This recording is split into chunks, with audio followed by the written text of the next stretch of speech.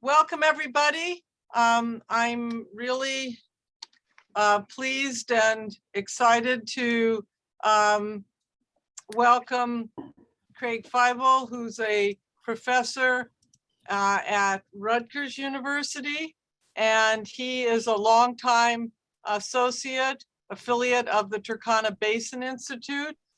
He's been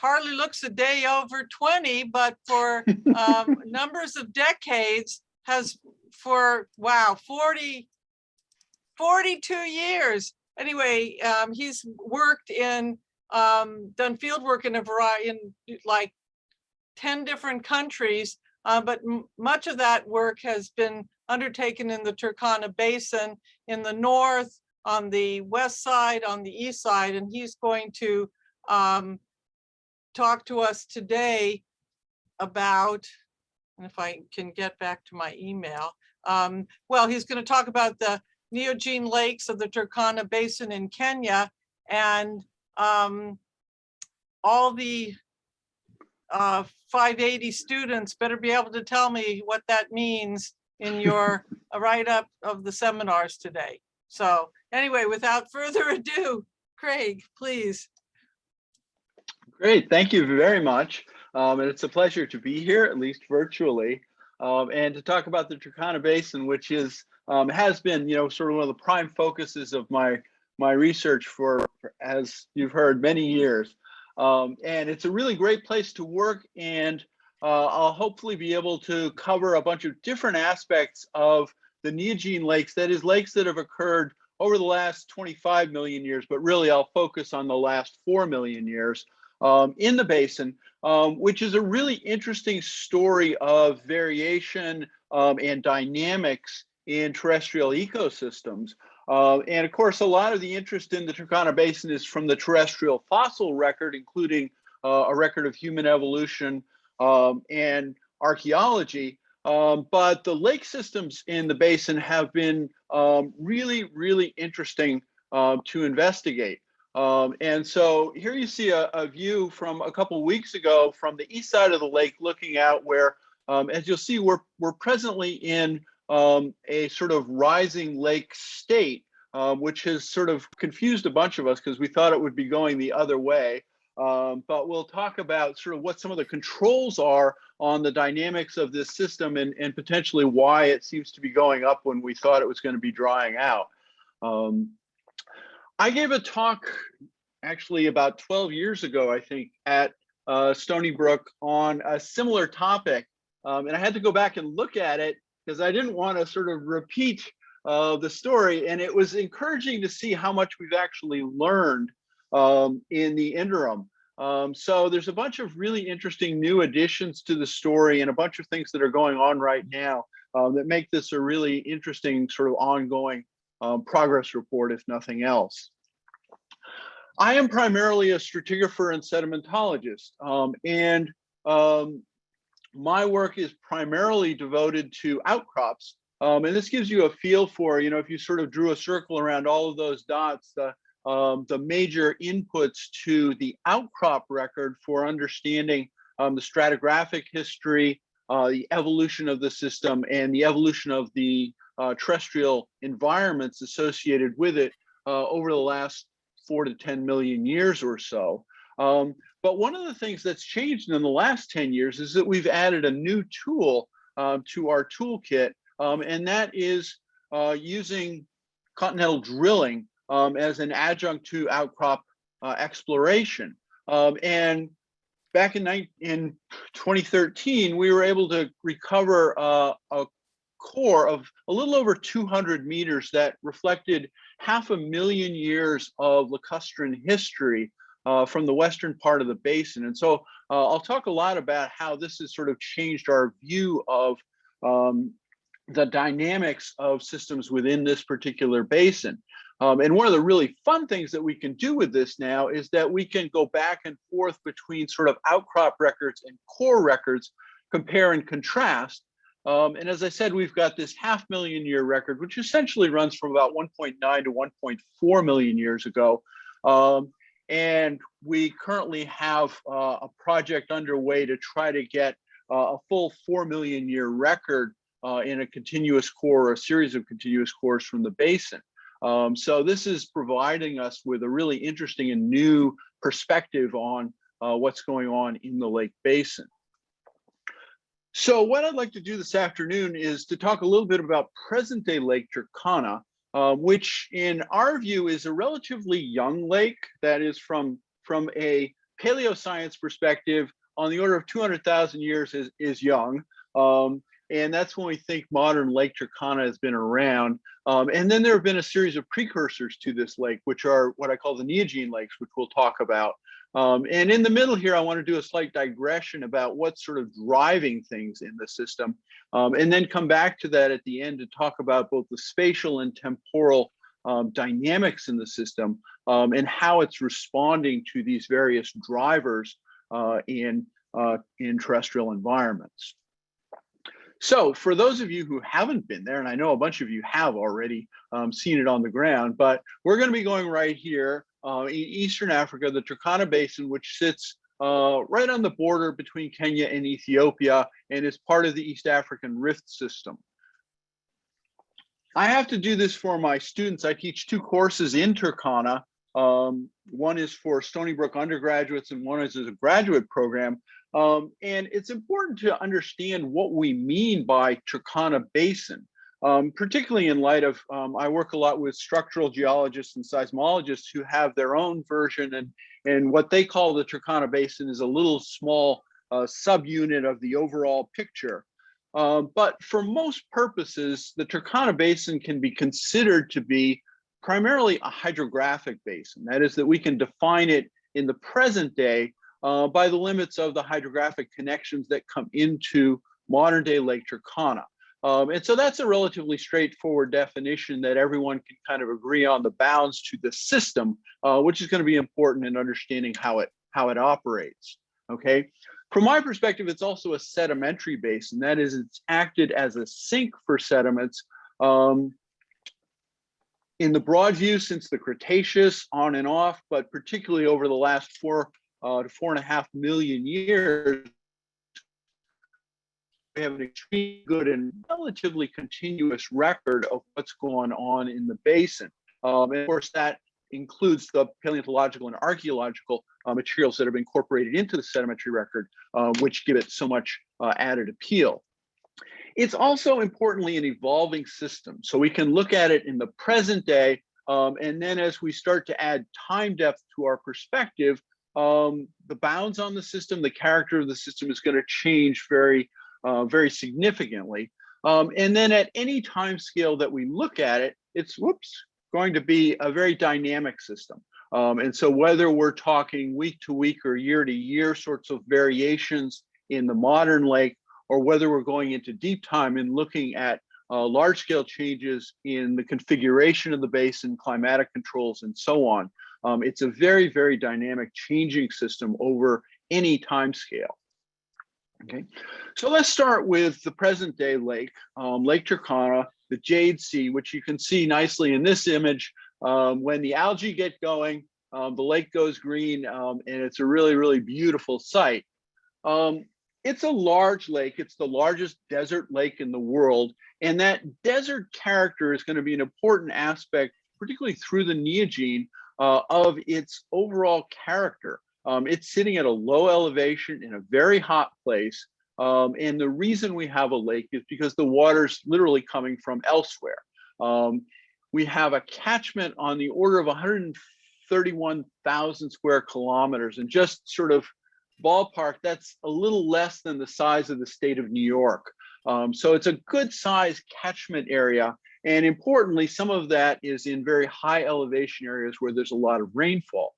And so that's going to constrain really the character of the system. And so the system is really going to be composed of 2 elements from a climate perspective: the catchment areas where the water's coming from, and then the lower basin where the lake is, which is in an entirely different climatic zone.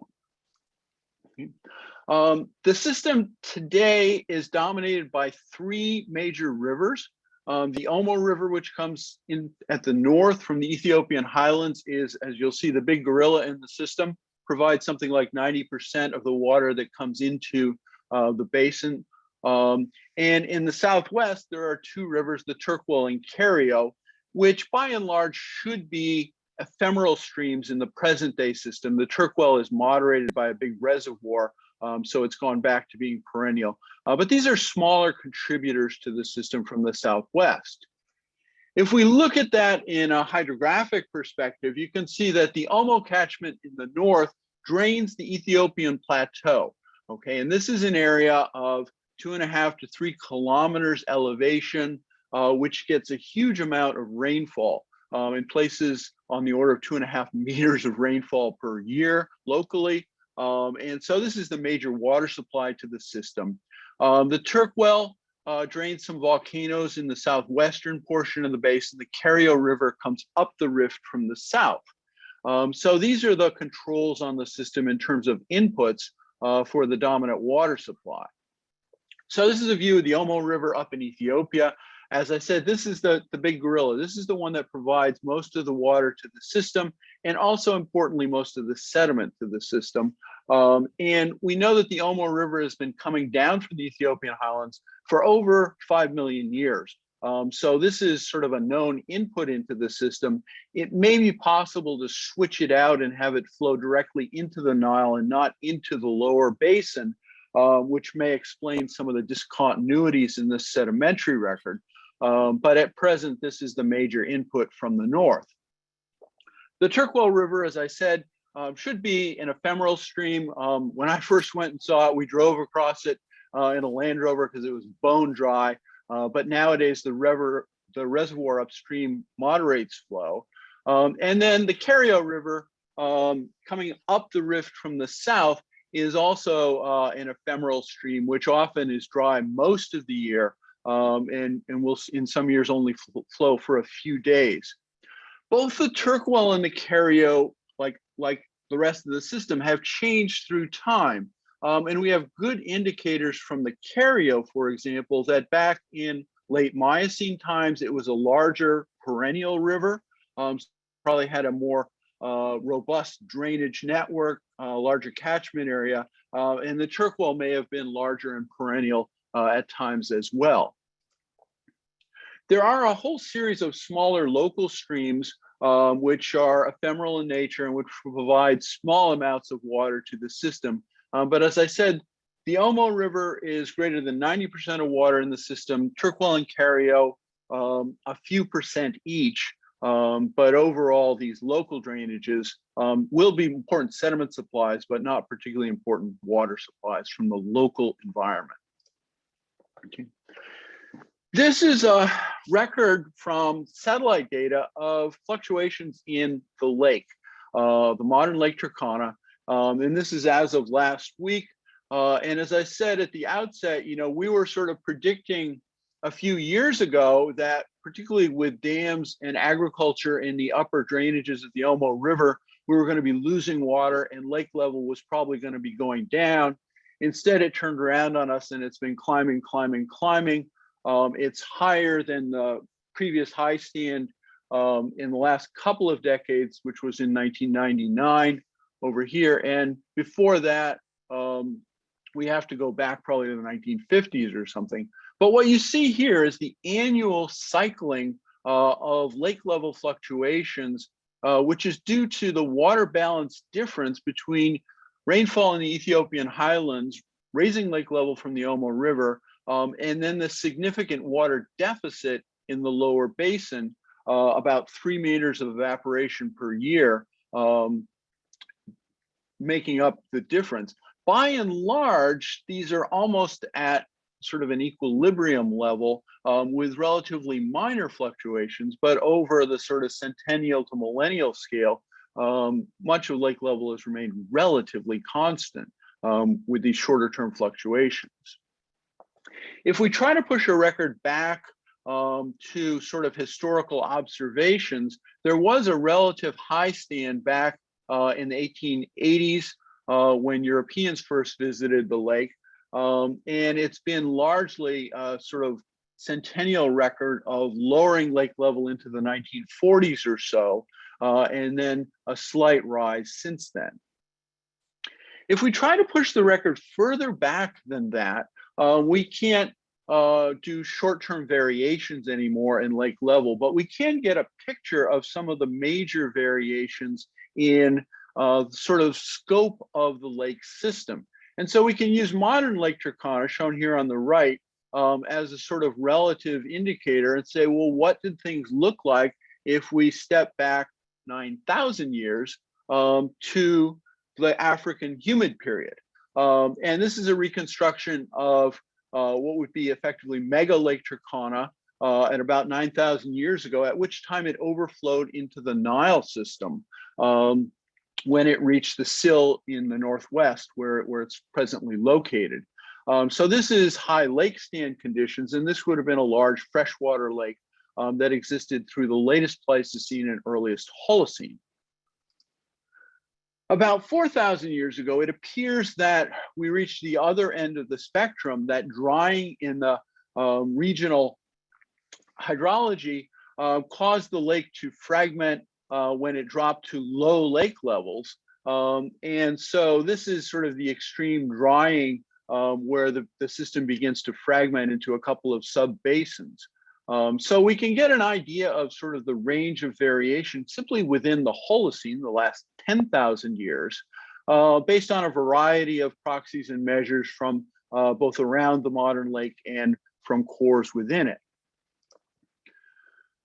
So what's driving all of this? And here I want to take a step to sort of the more theoretical consideration of what's controlling dynamics in the system, and some of the models we use to try to understand how the lake and lakes have behaved through time.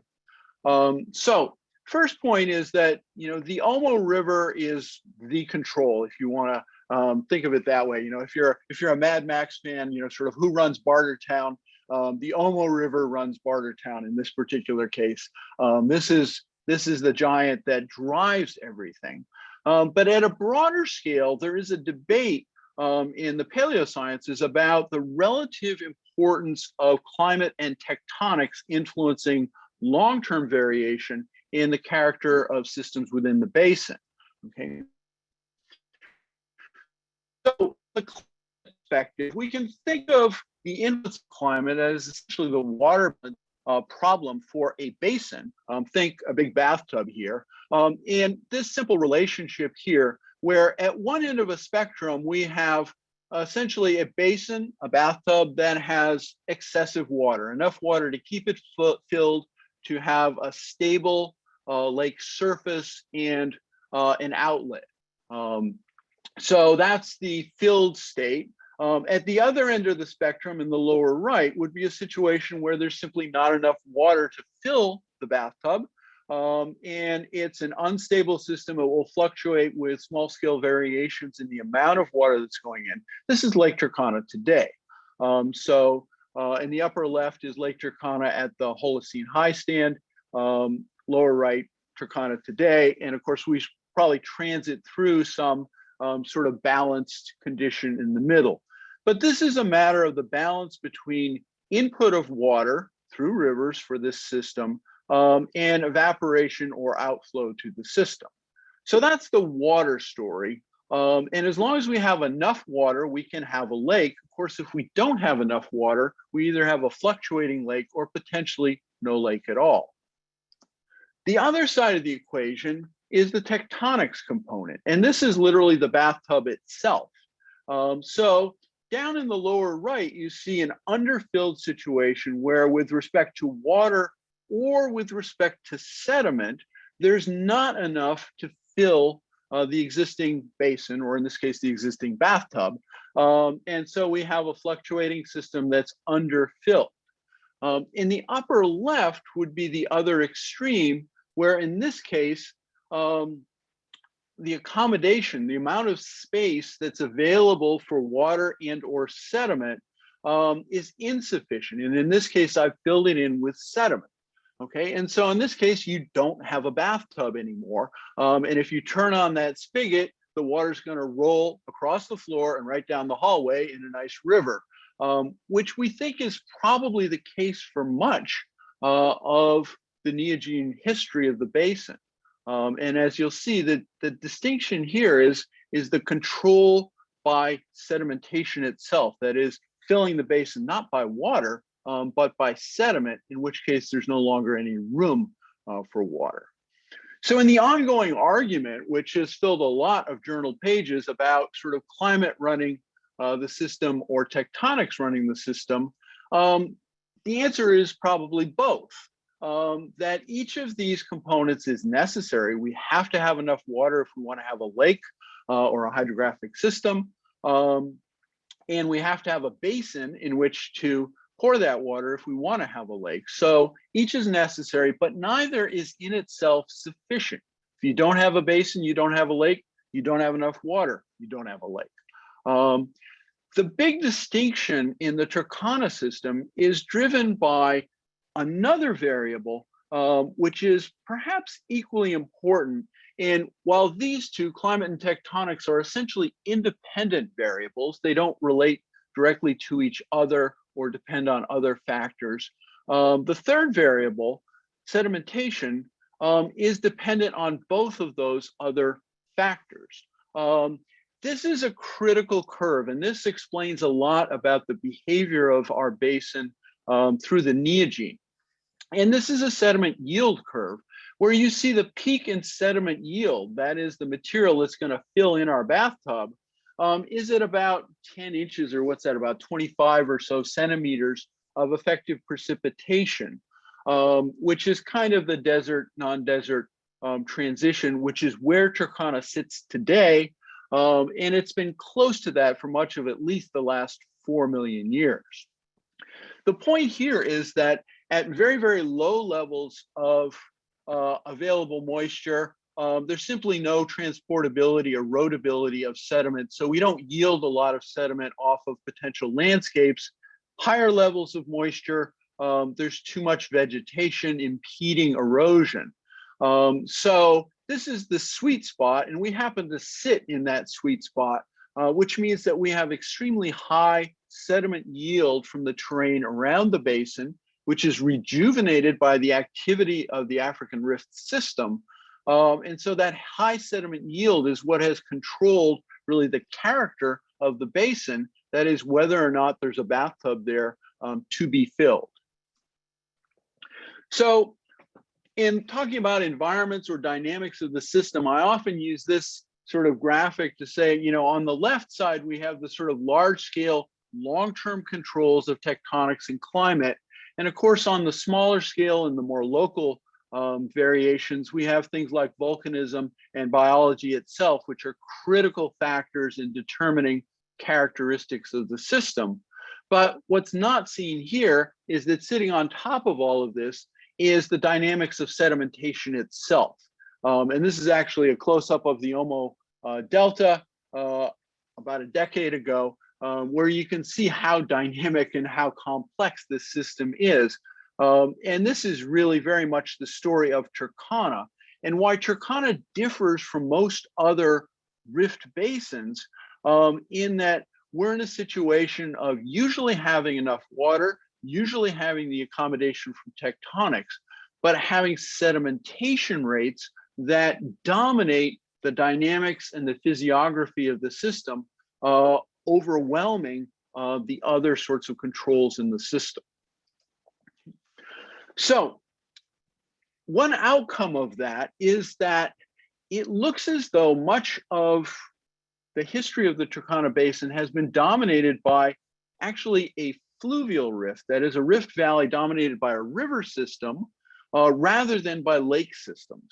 And this in itself has caused a lot of controversy and a lot of argument, because there are many in the field who argue what I call the single lake hypothesis, that there has been a persistent lake in the center of the basin for long periods of time. The French would take that back to the Oligocene 35 million years ago. Others want at least the last 4 million years to have a single lake persistent in the basin. But the evidence doesn't really support that. And so the counter to that is that there have been a series of lakes, but that in between these lake phases, sedimentation has essentially filled the bathtub without room for lakes. So that creates a much more dynamic situation. This is essentially the record through the last 8 million years of what we see in the basin. The black vertical bars are the sedimentary records that we have to evaluate sort of north, south, east, and west of the present day lake. And you see that back here in the Miocene, there's no evidence for lake phases at all. So there's some little floodplain ponds and things going on, a lot of oysters in rivers. So we have very dynamic hydrologic system, but no record of lakes at all in late Miocene. And then when we get into the last 4 million years or so, you see that if we actually parse out the data we have evidence for short lake phases and a lot of riverine rift in between. And so over the years, we've given these individual phases names, and it's a useful way to approach the history of lakes in the basin. It doesn't really change the story if you want to connect them up with a lake in the middle of the basin and have these high extended lake phases. But there are other problems with that, particularly with the history of rivers in the system, which probably preclude that argument. But that's a whole nother talk. In the older perspective, sort of the single lake hypothesis would argue something like this, very much like a sea level curve, a sort of a marine perspective that over the last 4 million years, lakes have gone up, lakes have gone down, and there have been these gradual changes through time. And that's the extreme example of essentially connecting the dots where there's relatively few dots to be connected. A different view of that would be something like this, where we don't connect all the dots, but we simply take the evidence of lakes that we have. And what we see is we have a good record of 4 relatively large lakes in the system. These are lakes that are persistent over tens of thousands of years and have aerial extents that are as large or larger than present day Lake Turkana. So you see modern Lake Turkana seems to have been in existence for about 200,000 years.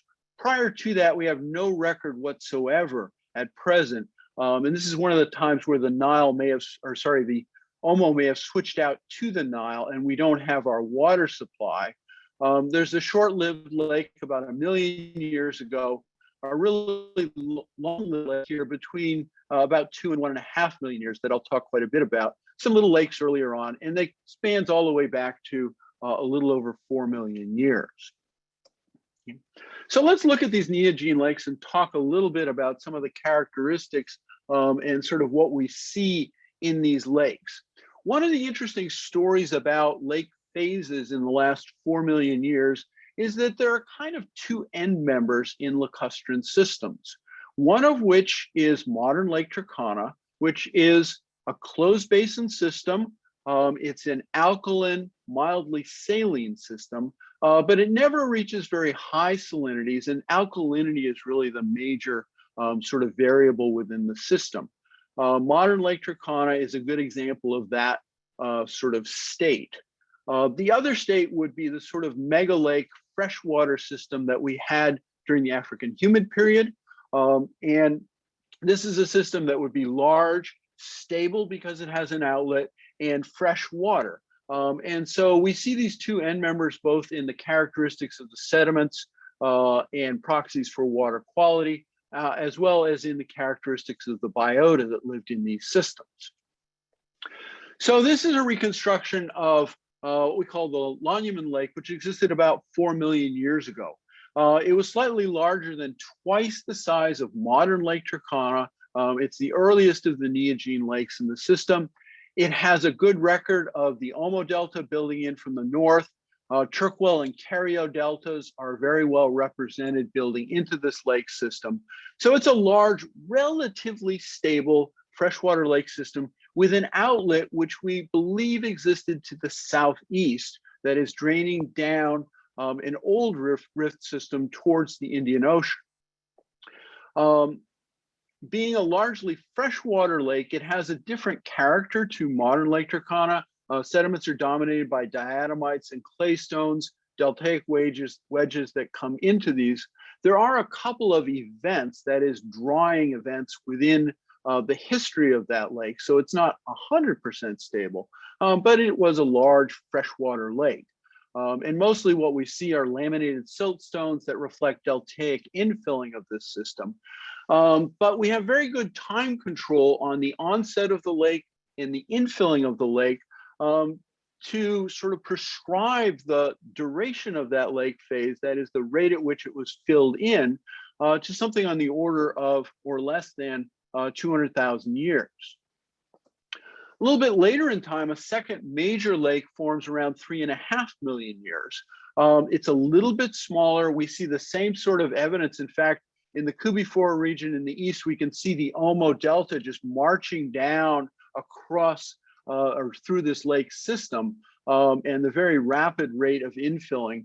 There are a series of diatomites. It seems to be, again, a stable freshwater lake system with an outlet, again, presumably to the southeast. That's, again, largely filled in. And in this case, because we can use cyclostratigraphy, that is orbital controls on variations in the character of the lake, particularly as seen in the diatomites, we can constrain the duration of this lake phase to actually 60,000 years. That is 3 precessional cycles. Okay, and it's widely exposed all around the perimeter of the basin, so we have very good evidence of this particular phase. The really big lake phase at about beginning a little over 2 million years is what we call the Lornyang Lake. This is a lake that persists for over 500,000 years. There's considerable tectonic activity, and it's probably a situation in which the production of accommodation space is far greater than it was in the past, so the lake simply doesn't fill in as quickly as the earlier lake phases did. But again, we see the deltaic system sort of marching across this, and a lot of really interesting things, because this lake makes a transition at about 1.9 million years ago from the previous record of relatively stable open lake systems to a lake that is now going to be limited by insufficient input of water, and lake levels are going to begin to fluctuate. So on both the east and western margin of the basin, we see these rapid fluctuations in lake level, represented by shoreline packages of sediment as lake level goes up and down beginning about 1.9 million years ago. Those fluctuations are beautifully expressed in sedimentary facies, where we get shell beds, coquinas, where mollusk deposits represent a transgressional shoreline. There's a short deep lake phase represented by laminated siltstones, and then the lake regresses, it lowers, and we get mudstones with channel sandstones and paleosol overprints. The mollusks are fantastically expressed in these particular intervals as shorelines march back and forth across the margins. There are also extremely well-developed, beautiful cryptalgal stromatolites through these intervals in the slightly more restricted waters on the margins. There's also a really interesting variation between the eastern margin and the western margin through this phase, where because of the predominant strong winds out of the southeast, the eastern shorelines of the lake are relatively low energy, while the western shorelines are high energy. So the facies over there are dominated by sandstones and gravels of high energy shorelines, and we get these stacked beach complexes rather than the really interesting variations in quiet water sedimentation and biological accumulations that we see on the east. We also see these beautiful deltas, and this is a classic Gilbert Delta. You can see the inclined strata marching into the lake here, exposed all over the basin. Okay, so those marginal variations, changes in shoreline, can be matched up beautifully with insolation cycles and precessional variability. And in about a 500,000 year interval, we have something like 22 major fluctuations in lake margins there, which show that these are strongly controlled precessional shoreline variations. So climate dominating once we get beyond a critical point where we're no longer an open lake system. Okay. I will mention fishes because there's a great record of fish both in fossils per se and all sorts of other aspects of the fish faunas in these systems. From the beginning of the Pliocene onwards, we seem to have a nilotic fauna, essentially the same fauna that we have in the lake today with some small variations. There are, for example, a suite of endemic mollusk-eating fishes, which are very abundant and very diverse in the Pliocene and Pleistocene lakes, which are extinct today. Those are relatives of the tigerfish, but molluscivores. But then there are all the classic elements like tilapia and Nile perch and so on. And they're represented not only by bones, but also spectacularly in trace fossils. So these are some modern fish nests at the lake shore recently, and we have fossil fish nests, presumably produced by tilapia in shallow water throughout the Plio-Pleistocene lake margin record as well. One of the really interesting variations in the fish story is an immigrant to the basin, a stingray that comes into the system at just over 2 million years ago. So in this Lornyang Lake phase, and presumably the presence of the lake stabilized outflow from the system, which is flowing to the southeast, and it reaches the Indian Ocean and allows a population of stingrays to move up that fluvial corridor, colonize the basin, and then they become an endemic form that persists for about 500,000 years. And they're extremely abundant, both in their caudal spines, these stings from the tail of the fish, as well as in teeth. This is, sorry, for scale, that's about 2 millimeters across. They're tiny little teeth, but they're very, very well represented in the fossil record. So this is a fish that came into the system and became endemic for about 500,000 years. Okay, so I want to turn to sort of the long-term and short-term dynamics of the system, both in the spatial and the temporal sense. And this is a really spectacular view of the Omo Delta as it existed back in 2006, where you see sort of the spatial complexity of a delta system, which in 2006 was at relatively low lake stand. And of course, as soon as we start changing lake levels, shorelines and deltas respond dramatically. And so this was the delta years later when rising lake stands produced this sort of onset of kind of a bird's foot configuration where the fluvial system dominates. So there's all sorts of small scale and local spatial variations that occur as the lake systems fluctuate over the last two or so million years. There's, of course, even shorter term fluctuations in the chemistry and the character of the lake. When the rains are going on in Ethiopia, the lake is dominated by big mud plumes coming from the north. But as soon as the mud plumes stop, the algae take over and we get sort of Jade sea conditions. So there's a lot of short-term variation. But we've seen a lot of records now of other sorts of variations from the paleo record. And this is where both outcrop and core records have taught us a lot in the last 10 years or so about what's going on. This is an outcrop view from West Turkana where you see these sort of orange rusty bands which dominate the outcrop.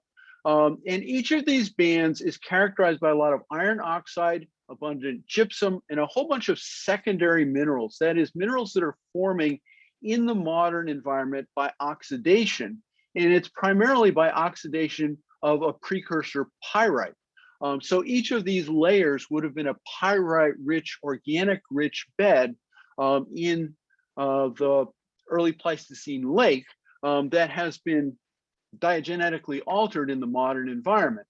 When we go to the core record, this is what we see for each of those, where underneath what would become the oxidized band here in the middle, underneath that is actually a soil, a fossil soil, a paleosol. This is a transgressive sand full of pyrite, full of ostracods and fish bones, and then a laminite on top of it, reflecting a deepening lake cycle. So all of these oxidation bands that we see in the outcrop record actually represent small scale exposure to drowning events within the history of this particular part of the basin. Kat Beck, who's been working on the facies analysis of the core, has come up with over a 500,000-year period on the order of 130 such events in that 500,000-year record. And so here are two examples where you see nice soil structure on the right, the transgressive sandy ostracod pyrite rich transgressive surface, and then the laminite of the standing water. And so each of these represent a transgression over a paleosol. When we sank the core, we were expecting to get a long-term deep lake record when it turns out that it was at best shallow to lake margin. And so extreme dynamics. And it turns out to be a real boon because there's all sorts of really interesting information in a shoreline that's this sensitive to climatic fluctuations.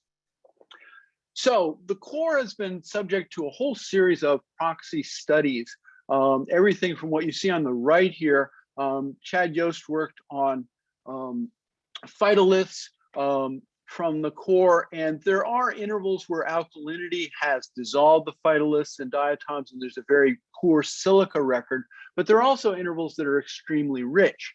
And what we see is, no big surprise, a grass-dominated system on a lake margin, where every time the lake comes up and drowns it, we get a little bit of a laminite, but then it drops back down, and that lake margin is colonized by grasses. So it's a grass-dominated system, but it includes a beautiful micro charcoal record of fire in the grassland system. Rachel Lupian studied the plant waxes and carbon and delta D in the plant waxes. And perhaps the most interesting outcome of her 500,000-year story was that there's no long-term trend. There's no African drying trend seen in the 500,000 years of this particular core, but there are a lot of fluctuations that reflect all sorts of interesting variation within the system. Essentially wet-dry cycles at a whole variety of scales. Perhaps the most exciting one to come out of this was she was able to look at the best preserved and most detailed intervals and try to pull out the highest resolution record she possibly could, where she could get down to centennial scale resolution in sampling from the core. And this is just a short snippet of her core record, where we're looking at literally 1.716 to 1.726. So a 10,000 year interval of time. The blue line is her delta D wax record. And you see that there's this very abrupt shift, a very dramatic increase in the sort of humidity variable within the system that occurs over a period of about 200 years. So evidence for sort of rapid onset of humid conditions in this particular example.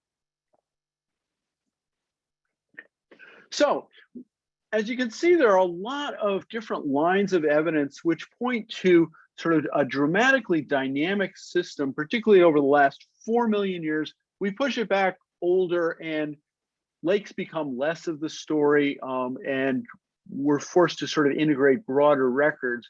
But the lake record of the last 4 million years, at least, shows all sorts of spatial and temporal ranges of variation. And of course, one of the big outstanding questions is, not only what are the drivers of variation in the past, but what are the drivers that are going to be significant in shorter term variation in the future? And one point that I wanted to end with was, I was searching for a nice image of Lake Turkana from recent times. And there's a beautiful data set that NASA maintains where you can go day by day through the imagery of East Africa and look at Lake Turkana. And it was extremely difficult to find a cloud-free image of Lake Turkana. Even though, we think of it as sitting in this hot, dry desert basin, almost every image I looked at had considerable cloud cover. And so while one of the variables that is certainly hugely important in the system is the input of water, not perhaps directly on the basin itself, the lower basin itself, but rather through these fluvial corridors, especially from the Omo.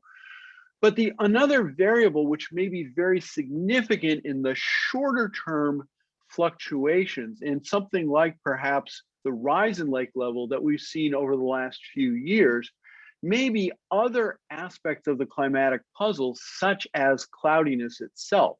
And cloudiness should act to reduce evaporation, and maybe one of the contributors to what's going on with the modern lake today.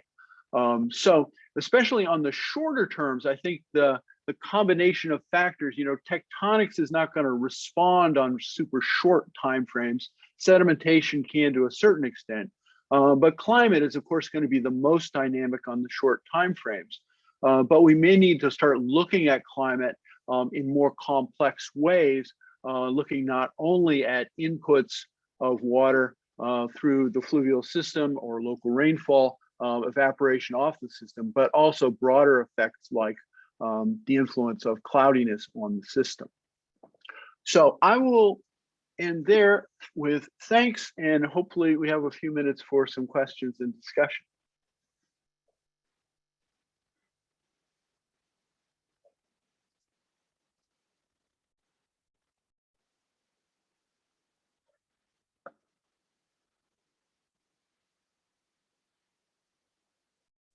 Trying to get myself.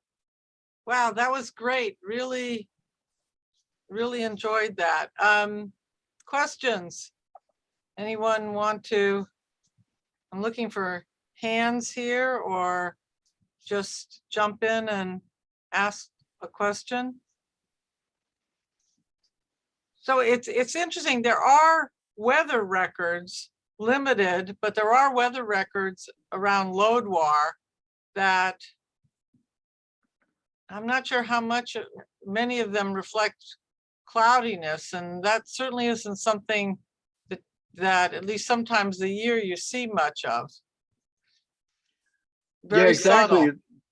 Yeah, it's a different aspect, but I think that things like that, maybe acting in conjunction.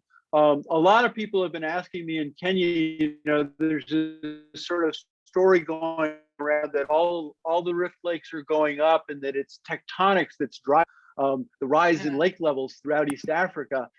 And the geologists are all a little bit skeptical because we don't really have a mechanism by which tectonics can drive that. Right. And I think that a big part of it is that it may be the headwaters climate driving it that's not as visible where the lakes actually are. And it may be sort of a groundwater delayed response as well, that it's a little bit complicated. But things like cloudiness could have a significant effect as well. Yeah. Yeah. Okay, I see Mike Frisk has a hand up here. And so does Greg. Well, since you're muted, Greg, we'll let Mike go first. Okay, so first of all, just wonderful talk.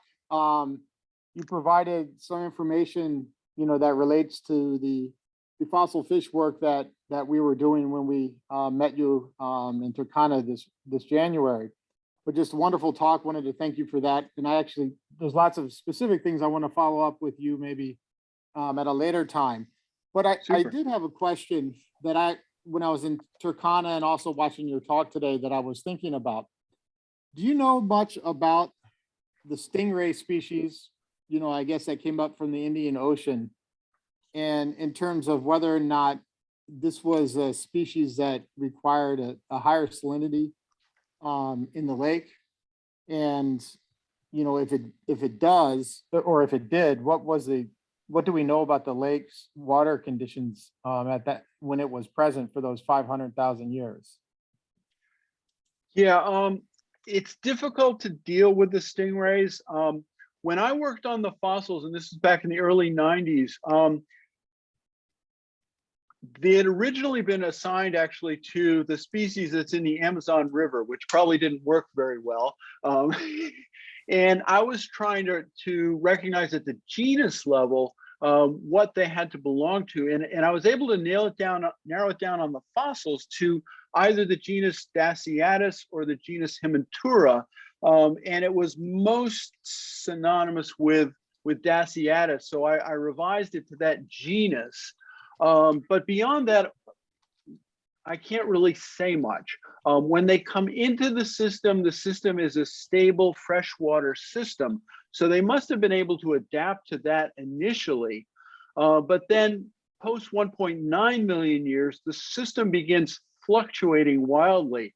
So kind of to modern conditions and then back again to freshwater conditions. They seem to thrive throughout that. So the suggestion is that they're quite tolerant.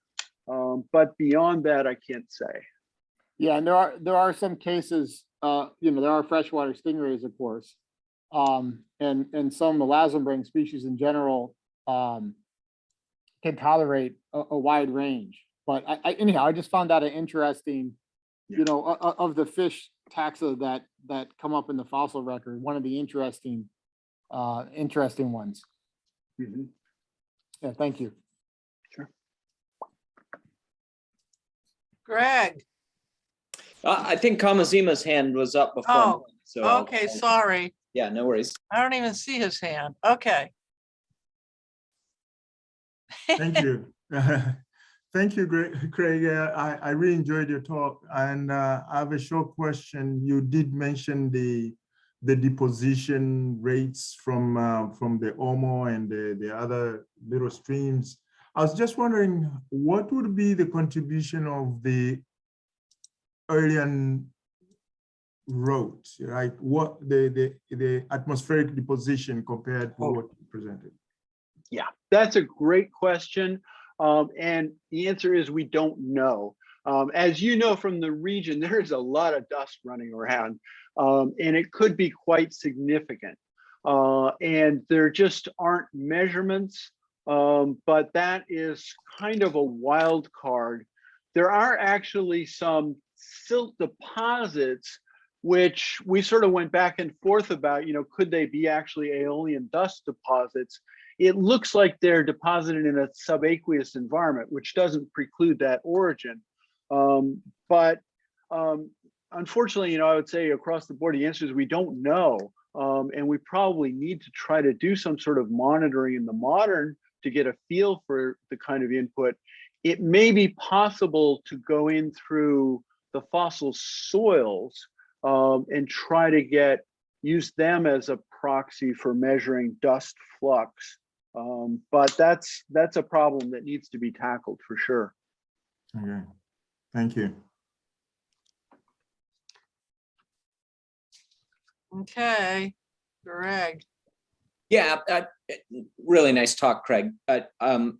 I guess I'm still kind of stuck on this cloud thing, and I think Josie stole the first part of my question, and maybe Craig well, it's good, so I think you've kind of in part answered it. I guess I'm still stuck on the mechanism, and maybe I didn't hear it, or maybe you didn't say it out loud because it's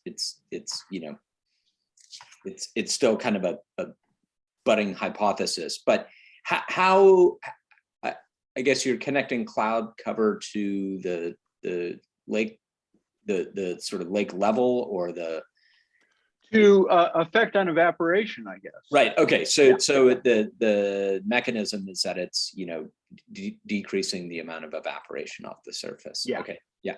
And in the broad brush, it's pretty intense. It's supposed to be on the order of 3 meters per year off the lake's surface, which is a lot of water. So if you even, affected that, sort of tilted that number a little bit, you could potentially have a significant impact on the system overall. Yeah, I guess, is that temperature? I mean, gosh, there probably aren't tons of continuous temperature records, right? But that would be a surface temperature of the lake would be the way to get in on that, at that, right? Yeah. I mean, Yeah, it's interesting. Thanks. the Thanks. trouble Mike. is it happened very quickly. And Bob has a question here, but you're talking about in 2 years, a huge change in lake level.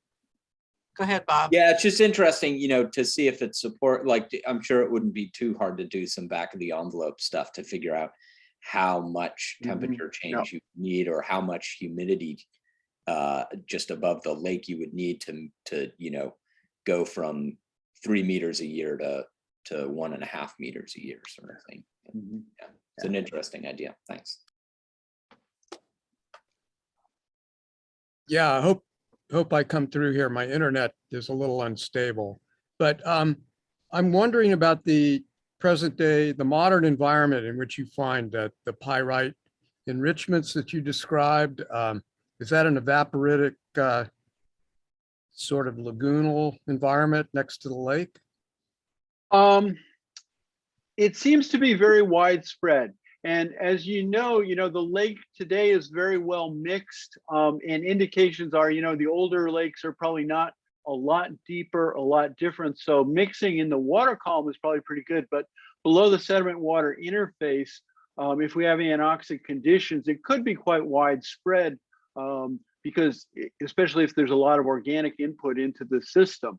But we only have the one core in one spot, but there's a very wide, essentially all of the lacustrine sediments tend to be characterized by really abundant gypsum on the surface, and that all has to be secondary gypsum, which is pointing towards a pyrite precursor. So it would seem to be almost the norm for the lacustrine sediments in the basin.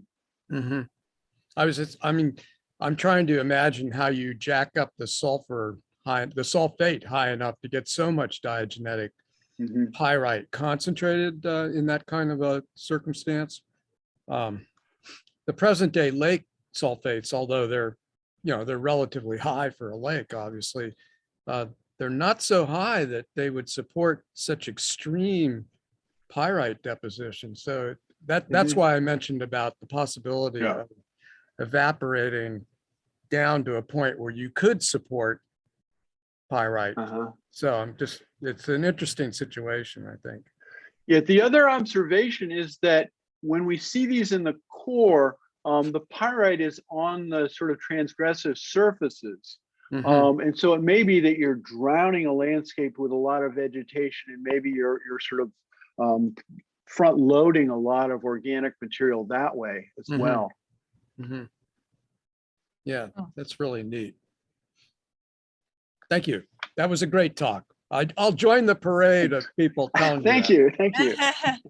So, it's not all that, the humidity, the whole time we were there, it was about 55%. We actually at one point measured over 70%, if I remember correctly, Kamazima.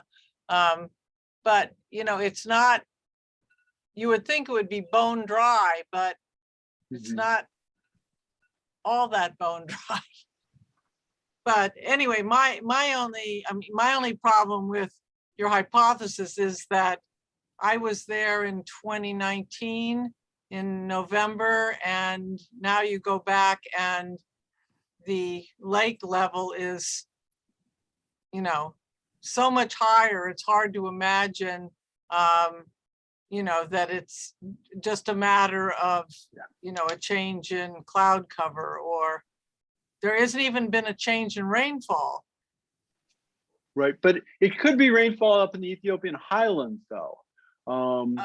Yes, but I've even looked at some of the records from Jimma, or well, as close as I could find, and it's not like they, zoom up, but yeah. Right. So anyway, well, too bad we haven't been able to look at groundwater intrusion into the lake, but it seems like. Yeah, that would be another source. Yep. Yeah. So, Mike, you have another question? Yeah. I'm yeah, trying to follow class. up. Yes, I find this discussion about the water level just really interesting. Particularly because when I first heard about Turkana and the damming, which, I think we can safely assume is going to reduce the amount of water coming into the lake from that system. If you assume average conditions for rain and so forth in Ethiopia. And I really wonder, and this is what I worry about. This is more concern about perception of the lake, that since we've had this increase since the dam went in, that people are going to think that the dam is not going to have a long-term impact. But if there's some, decadal or shorter timescale thing going on that's causing the lake to go up, because I found it interesting in your graph, that really high period, I don't know, was it 50, 100? I can't remember how many decades ago. But so these changes have occurred before, but when we go into the next low period, are we really going to be in trouble? And that we're sort of getting some false hope. And people have all these theories about earthquakes and groundwater and all kinds of things I heard when I was there. Yeah. But I don't know. I just wonder what your thoughts on that. It's not really a question. I guess it's kind of more of a concern. Yeah, it's one of those things. It's almost like the rising lake level is a public relations disaster because it's sort of false hope. But yeah, not knowing what's behind it, is really frustrating in a lot of different ways. Yeah. I think that the concerns of, a few years ago between the dams and particularly the agricultural draw off of water, those concerns still exist, and there's still, there has to be a problem there. And it just may be a delay in the way that scenario plays out. But ultimately it can't be good. Yeah. Well, we tried to get Daniel Alago, who gave a talk late last fall, to commit to an explanation, and I don't think he did.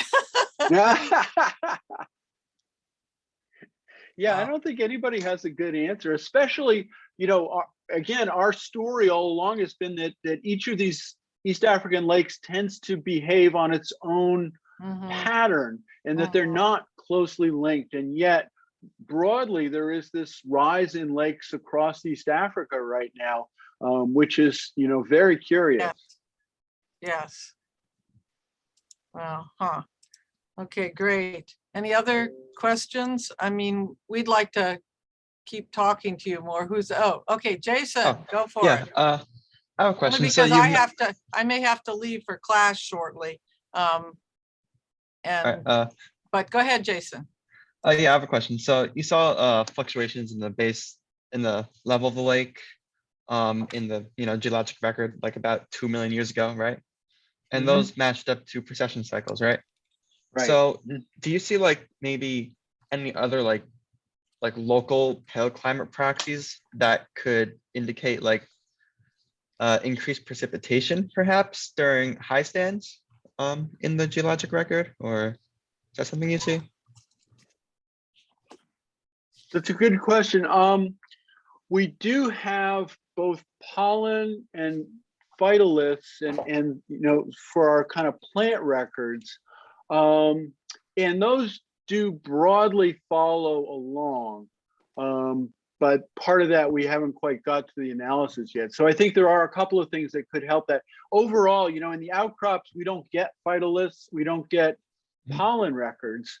And so it's always been problematic. And so with the core records now, that's sort of turned around. So we do have some limited information on that. And I think by and large, it's sort of in agreement, wetter and drier. Yeah. Okay, well, see. Thank you. Really good talk, by the way. I love stratigraphy. Thank you.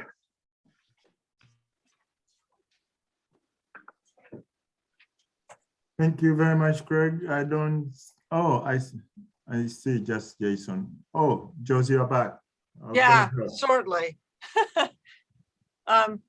So maybe I think most of the students either have class or people are going to sign off here. That was really great. We really appreciate it, and we hope we'll be able to, at least our group that's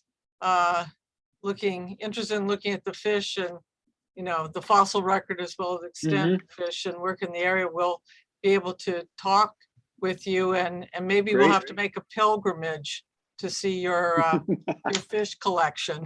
See the fish. They're not in an aquarium. No, I know that. I know that. Yeah. So great. Any other thing? Otherwise, we'll be in touch and thanks so much. Thanks for Thank the you. opportunity. I enjoyed it.